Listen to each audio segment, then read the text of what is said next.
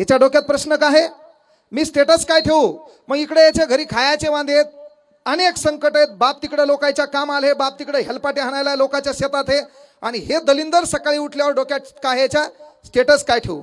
याच्याकडे मोबाईल दुसऱ्याचा, recharge तिसऱ्याचं, SIM card चौथ्याच्या नावावर, आणि मग हे स्टेटस ठेवण्याचा विचार करते.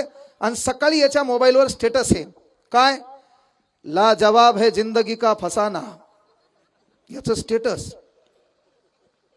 हे दिसायला नक्षलवाद्यापेक्षा दलिंदर,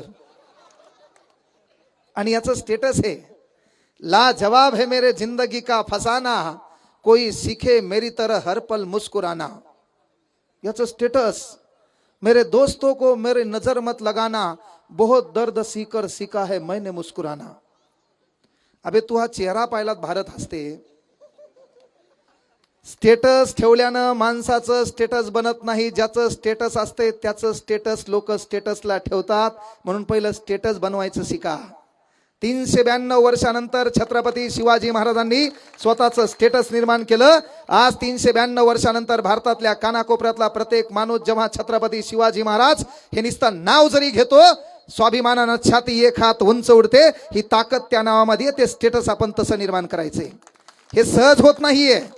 तरुण पोराच्या डोक्यात दुसरा प्रश्न आहे, दुसरं स्टेटस आहे त्याचं, जिन्होंने ठुकरा दिया मुझे मेरा वक्त देखकर, याचं स्टेटस.